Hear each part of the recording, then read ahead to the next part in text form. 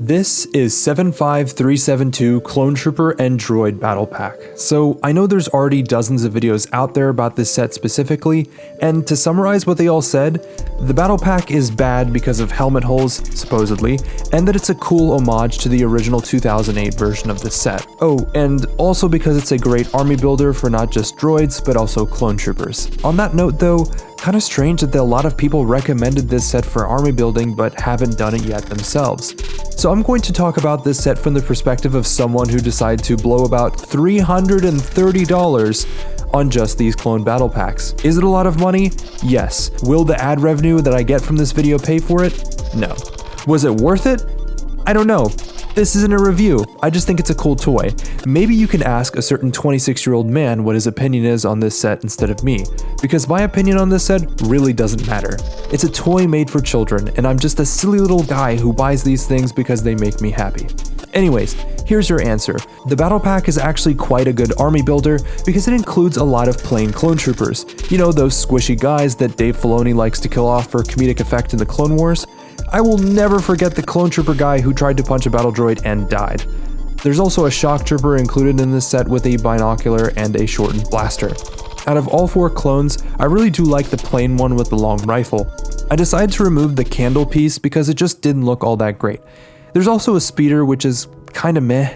I don't like it all that much, but there is an alternative design that sacrifices the parts of the entire set just to make it. There are a lot of leftover pieces though, but I ended up making a couple in red and blue. Shout out to AdrianNojs, AdrianNojs? I don't know, for basically fixing the speeder. I will link his Rebrickable in the description. The barrier is forgettable, but it can be a good display piece if you have a lot of them to fill in some of that empty space on your shelf. Because emptiness is totally a problem on my shelves, as you can see. Moving on to the droids, the Tri-Droid is great. I made a whole bunch of them. Alone they look kinda goofy, but in numbers they start to look very intimidating. We've also got our standard B1 Battle Droid. I don't really have much to say about them. They haven't really changed all that much in the last 20 years that this theme has been milked. The B2s are easily the stars of this battle pack though. We got not only one, but three of these guys. I think we're living in another golden age of battle packs, especially in the last 3 years because we've gotten so many different clone legions back in new designs, as well as some of the new ones that were never made before. You've got to have some mental gymnastics going on to seriously complain about this set at all. It's what the fans have always wanted. One detail a lot of people glossed over in the battle pack reviews that I've seen was the fact that Nathan Clark, the creator of this set, had good intentions with designing this battle pack. I won't read word for what he said, but he brought up a couple of good points on what he thinks a good battle pack is.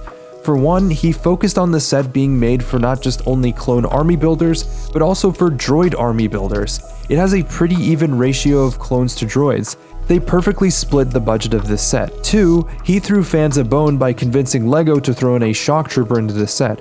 We could have gotten this set with all plain clones, but he thought it was, and I quote, "I also didn't want the shock trooper in 75354 to be stuck behind a high pay barrier like the last one in 75046. So he essentially gave us an accessible shock trooper in a more affordable set. This guy managed to single-handedly appease both children and enthusiasts with this battle pack.